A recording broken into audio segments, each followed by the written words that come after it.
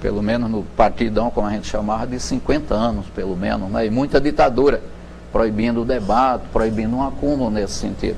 Então aí para chegar à economia solidária, é um novo ciclo que se abriu, a gente diria 95 é uma data fundamental, porque tem uma experiência famosa na zona da mata de Pernambuco, de agroindústria, agricultura familiar, que é a usina Harmonia, conhecida como Catende.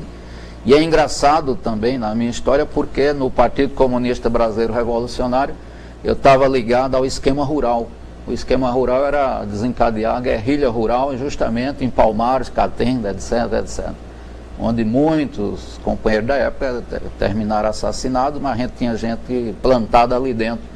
E de repente aparece Catende outra vez, lá Palmares, onde a gente vai lá para fazer formação sobre autogestão com os camponeses, discutir a história da autogestão, tudo isso. E lá em 95 está associado a uma conjuntura específica que, se nacionalmente entrava Fernando Henrique Cardoso em 94 e o neoliberalismo começava a arrastar a vingança do capital contra o trabalho, toda a reestruturação, politicamente a repressão à greve dos petroleiros, que foi significativa para dizer, o movimento sindical agora vai ser enquadrado, né?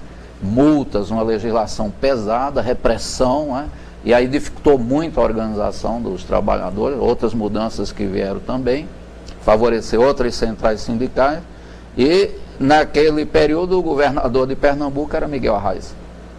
Aí pela primeira vez foi decretada a falência de uma usina, que os governos anteriores faziam o quê? Perdoar a dívida e não decretar a falência. Então a Catende, que foi no século XIX a maior usina de cana-de-açúcar da América Latina, de repente os trabalhadores com o processo de falência eles assumem a experiência.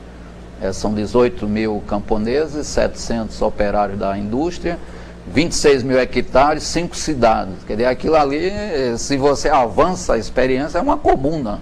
Eu poderia dizer a comuna de Palmares. E aí a gente entraria numa segunda parte, que seria retomar a questão da história desse tipo de economia no Brasil. Então aquele é um marco, a partir dali começa a surgir muitas experiências, né? E nós vamos exatamente, isso é 95, as ONGs, as universidades vão se aproximando também de ver esse tipo de experiências, surgem publicações, e de repente, no meu caso particular, uma estante imensa na minha biblioteca que eu tinha arquivado sobre autogestão, de repente eu sou obrigado a trazê-la todinha para a agenda, né? Dizer, bom, voltou o debate sobre a questão da autogestão, com a falência das experiências da Rússia, do leste europeu e da social-democracia, do estado do bem-estar social. Então o que é que sobra?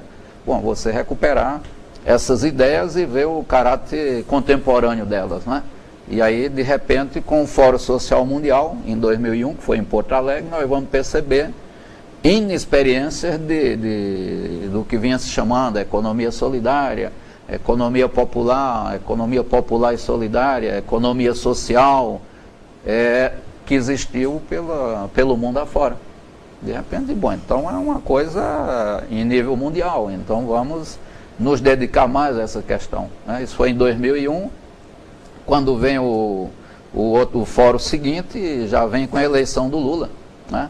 A eleição do Lula, mas vale dizer também que nós tínhamos as experiências das prefeituras, né? Que trabalhava a questão de trabalho e renda, desenvolvimento, geração de trabalho e renda, e que se aproximava um pouco disso, né?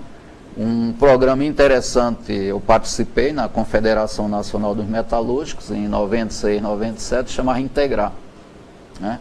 Eu acho que a ideia que alguém deu, um operário metalúrgico, o Nelson, era integrar, incluir o pessoal desempregado na área da produção, digamos assim, a volta ao trabalho assalariado. Mas aí nós começamos a fazer as análises e vendo o seguinte, olha, o quadro que se coloca do capital no mundo é que não tem mais trabalho para todo mundo, pelo menos trabalho assalariado, tá?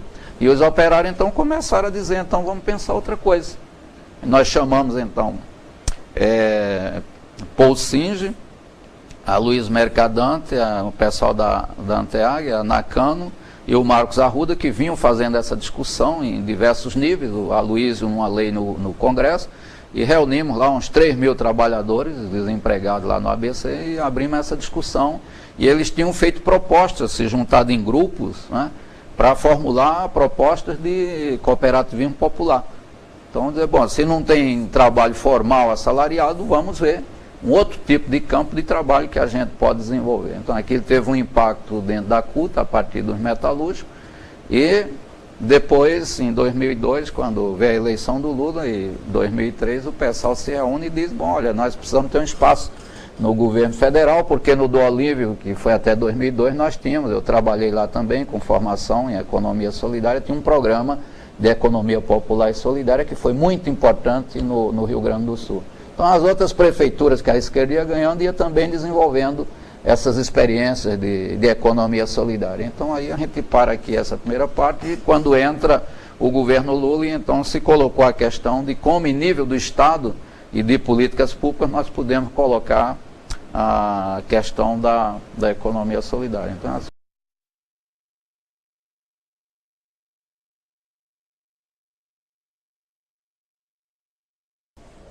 bom, nesse período de trabalho no SEDAC, que a gente tinha essas atividades de formação em torno do socialismo autogestionário, então eu comecei também a me preocupar a escrever alguma coisa para a militância. Eu era um operário jovem naquela época, né? Operário jovem que estava atuando dentro das fábricas e o pessoal também nos bairros, as associações de moradores, aí onde a gente pensava também a questão da autogestão. E o que eu pensei, bom, inicialmente nós temos que fazer o quê? É conhecer a história das experiências e um pouco de teoria, né? Porque no Brasil é pouca coisa de pensadores sobre a autogestão. Em 76 a editora Zahar lançou do Alain Guilherme e Von Bourdet, que esse eu conheci na França, era um grande teórico da autogestão, publicou Autogestão, a Mudança Radical, que em francês se chama A Chave da Autogestão. É um livro que trata da história, da autogestão generalizada, etc. E trazia alguns elementos de experiência. Fora isso, a gente tinha pouca coisa, a não ser o Paulo Nogueira Júnior, que não é esse economista muito bom que nós temos, mas era um do Partido Democrata Cristão, que em 1946 ele apresentou uma proposta de empresa social com base no solidarismo, que era um elemento muito forte da matriz cristã que está na economia solidária. Então aí vinha acho o Padre Lebré, e depois teve uma transformação grande na igreja com Puebla, tudo isso, as comunidades de base, toda a teologia da libertação, né? Então, o Padre Vaz também no Brasil, que teve uma influência muito grande sobre Betinho, todo o pessoal da Ação Popular, trabalhava o solidarismo.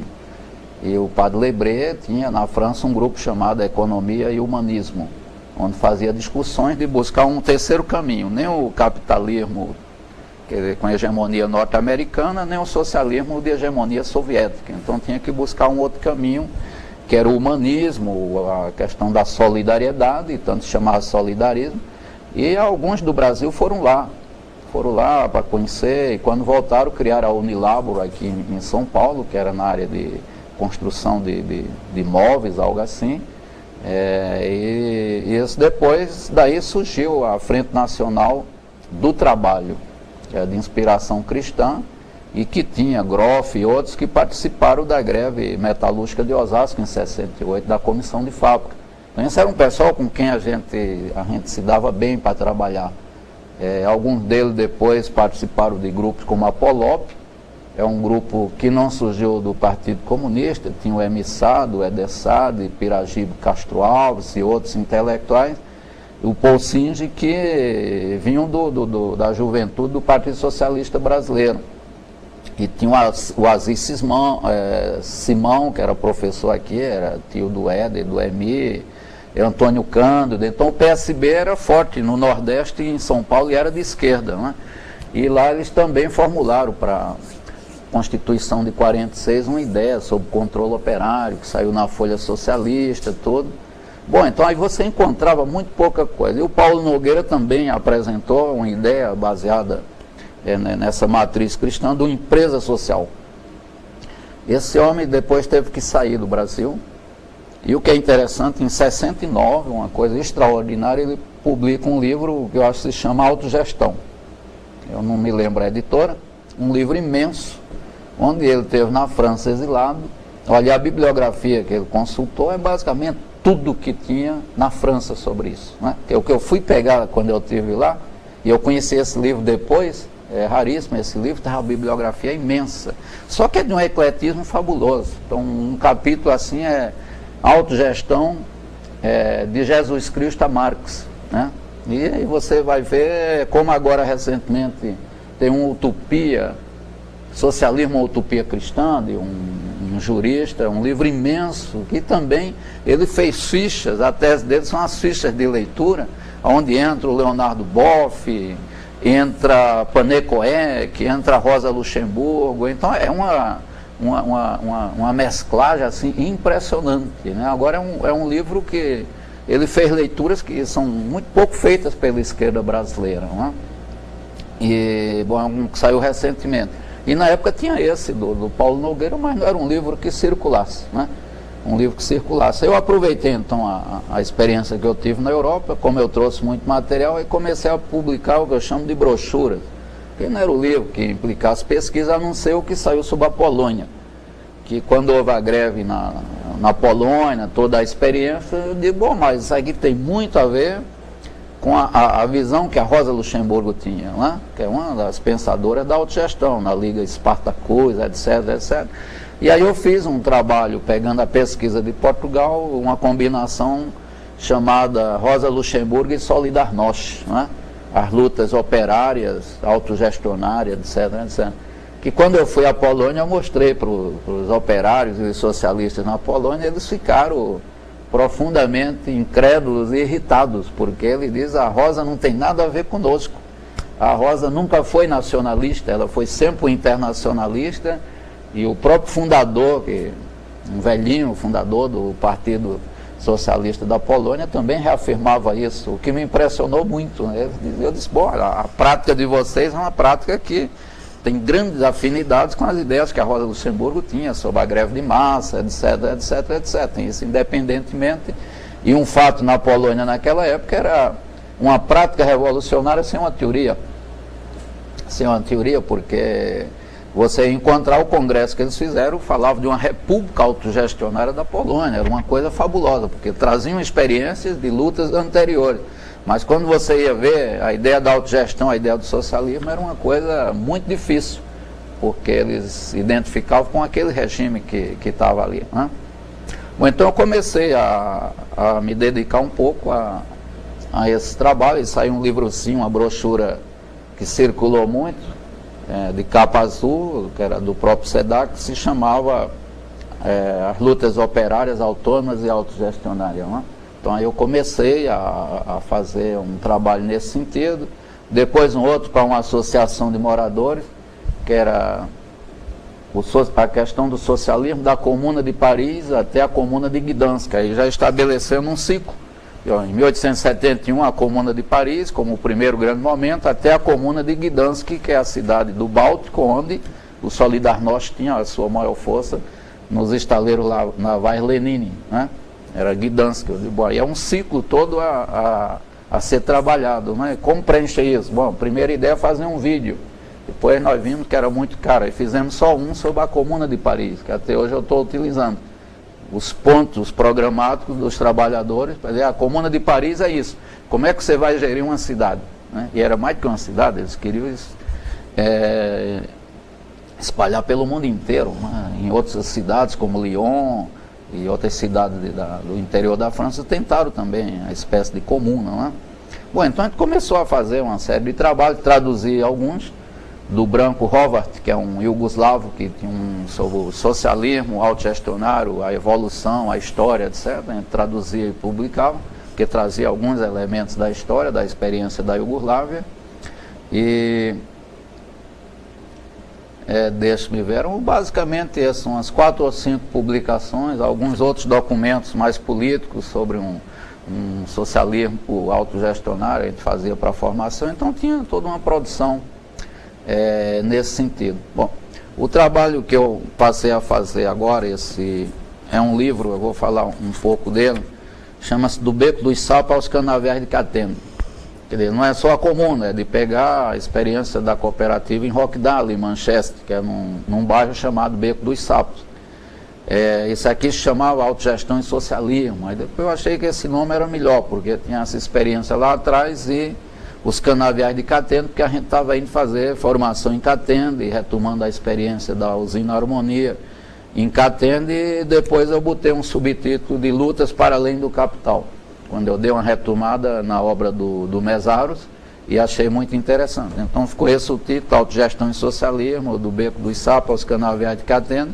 Qual era o objetivo? O objetivo é, digamos assim, de trazer um conhecimento para uma militância nova, né, que tem um grande movimento social, um novo movimento social chamado Economia Popular e Solidária, né, que está incrustado, digamos assim, timidamente em governos e aparato do Estado, mas tem um Fórum Brasileiro de Economia Solidária, diversas experiências, milhares de experiências, né?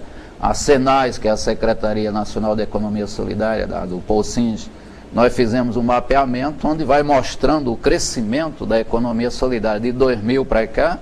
É um crescimento geométrico, né? É geométrico, é uma coisa simplesmente impressionante.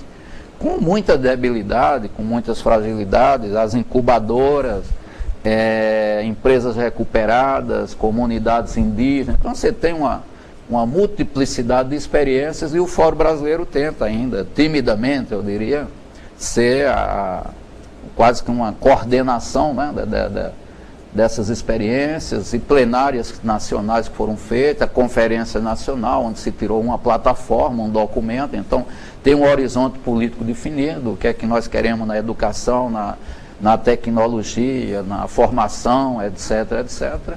E se constituiu também o Conselho Nacional de Economia Solidária, que é um órgão permanente, digamos assim, já de caráter público, porque ele reúne governo, Estado, e reúne movimentos sociais, né?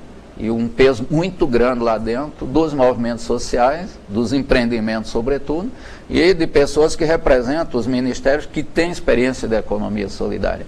Porque essa é a primeira coisa que nós percebemos, a economia solidária não está limitada ao Ministério do Trabalho e na Senais, ela está presente no MDA, está no Ministério das Cidades, em 10 ou 11 ministérios.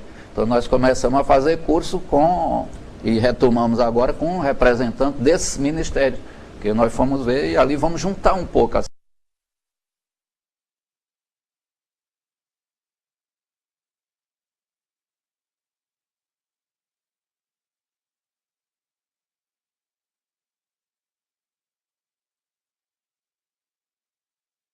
Isso demora muito, porque a máquina estatal é muito, muito complicada. Mas aí então eu comecei a me debruçar lá na Senai e dizer, bom, eu vou recuperar aquele trabalho, mas ampliando muito, né, para trazer toda uma série de experiências. E o João Bernardo era uma pessoa com quem desde 85 nós tínhamos um bom contato.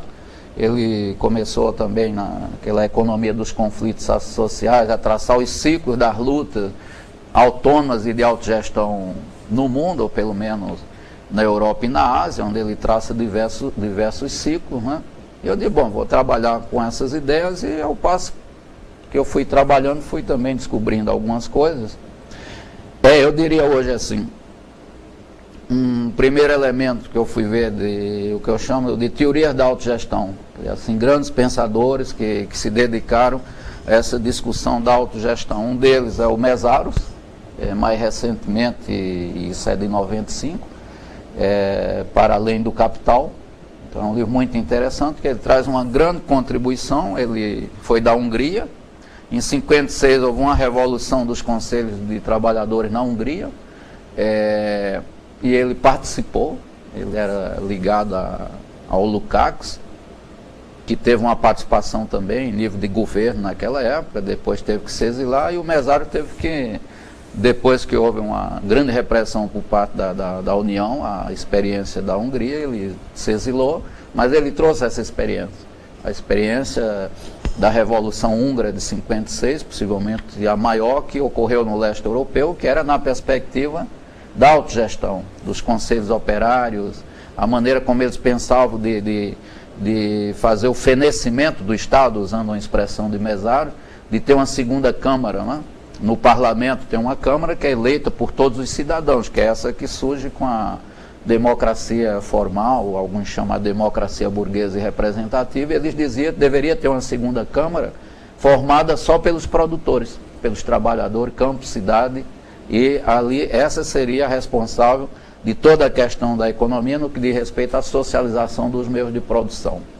Então aí começava a fazer uma coisa de articular a política com a produção, que o capitalismo separa essas questões, e o socialismo, para ser pensado de forma genuína, com poder daqueles que vivem do trabalho, a associação livre dos trabalhadores, dos produtores, que é a expressão do Marx que o Mesário retoma, que é autogestão na verdade, precisa articular a política com a produção, e não ser como é hoje, que você vota, tem lá os representantes e depois ninguém tem o menor controle, né? Um exercício de democracia direta, onde eles chegaram essa perspectiva que depois é retomada na Primavera de Praga e depois é retomada no Solidarnosc também, de pensar a república autogestionária da Polônia, quer dizer, seria uma república com base na autogestão, que é a retomada dos soviéticos, dos conselhos operários, a união das repúblicas socialistas dos conselhos de trabalhadores, de mulheres, de estudantes, de soldados. Não é só o conselho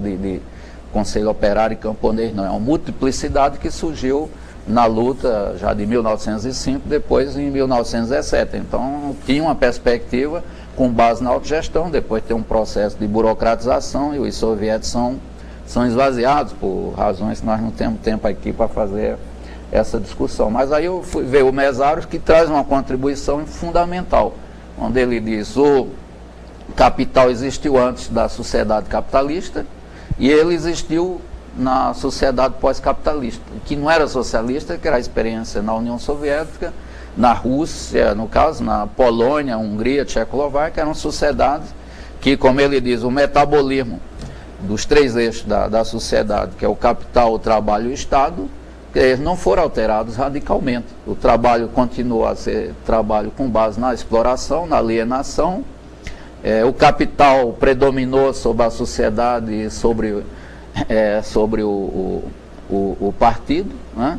Enfim, então dos três elementos que ele disse, não tem alteração radical na questão do trabalho, do capital e do Estado. São sociedades em que o capital volta, ele não sai, ele volta. Então ele chama de sociedades pós-capitalistas, quer dizer, era superar a sociedade capitalista, mas não o capital. Então isso traz uma coisa interessante para dizer, olha, pensar reformismo é uma coisa que não tem sentido, né?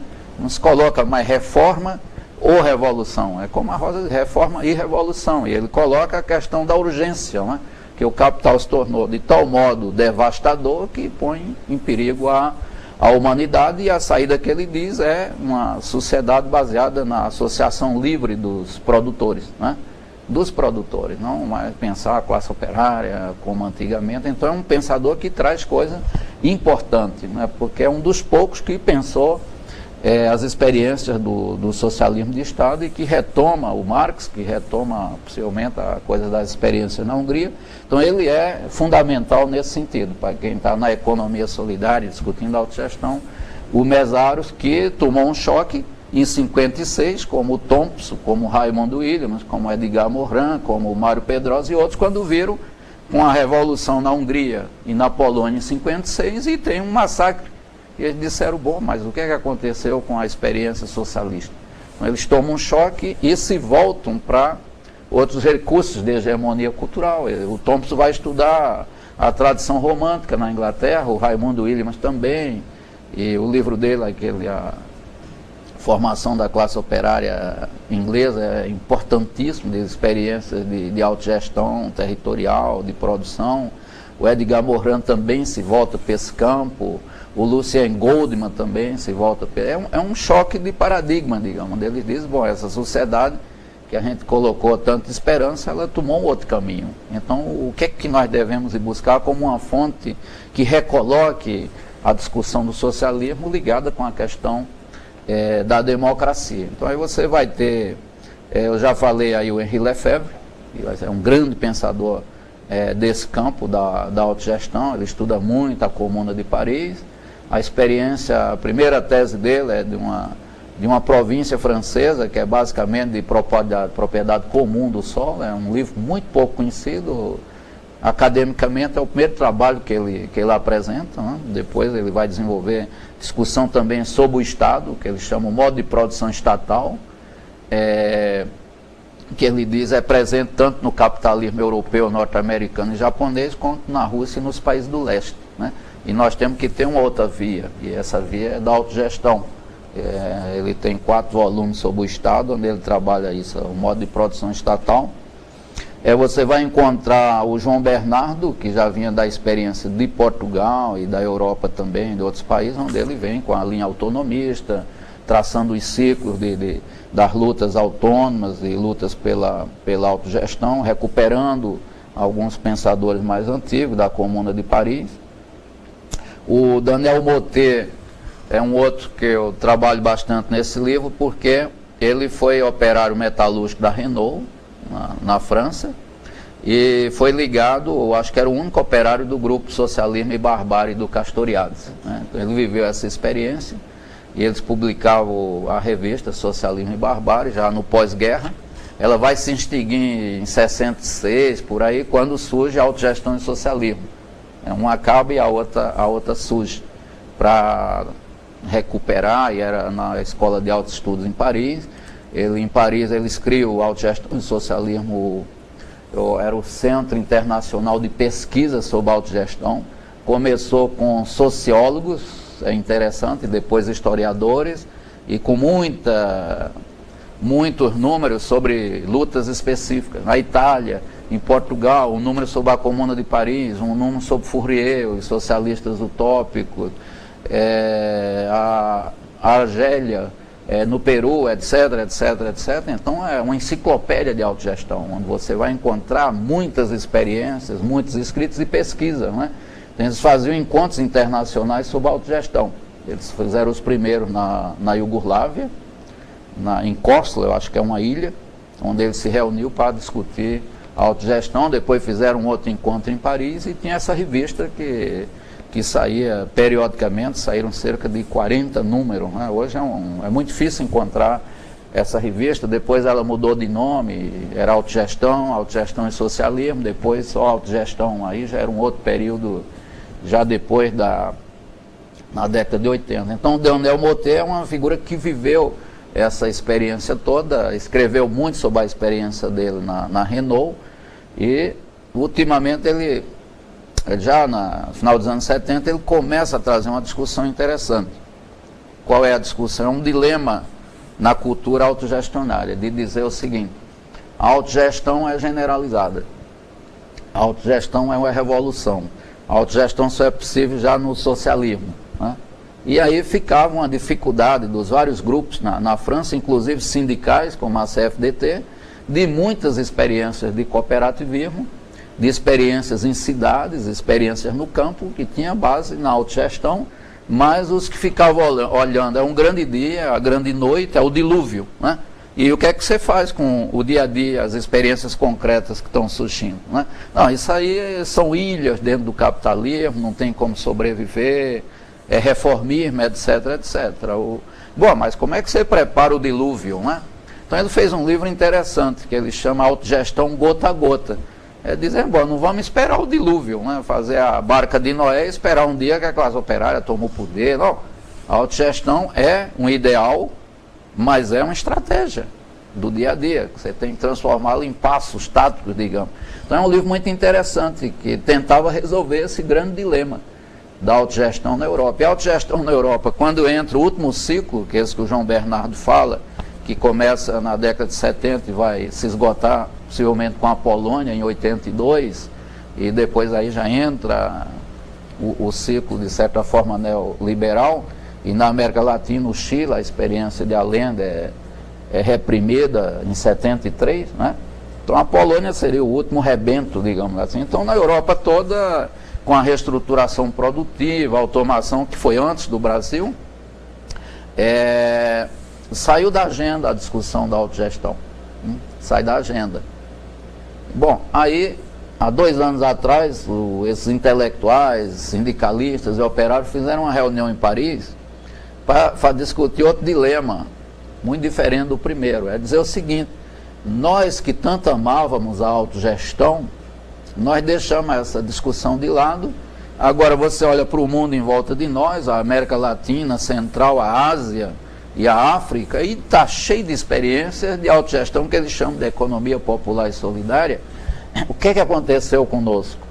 Então o encontro, o nome que tinha era Que Resta Tiro de Nos Amor, que é uma música clássica e romântica cantada pelo Charles Trenet nos anos 40.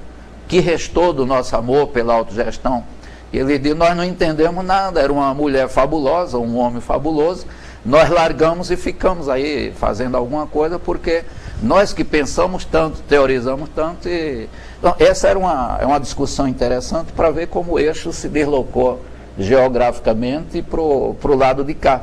As experiências que coordena o professor Boaventura Santos mostra também isso. Ele fez uma opção territorial e não cai na Europa, né? Não cai na Europa isso, né? Então esse foi um dado interessante para a gente dizer, bom, e o meu trabalho eu tento mostrar isso. A economia solidária, as lutas que tem, pensando o Brasil, as experiências, são lutas que na conjuntura atual elas são além do capital, como diz o Mesaros. Eu termino dizendo que uma ou outra, mas no geral não.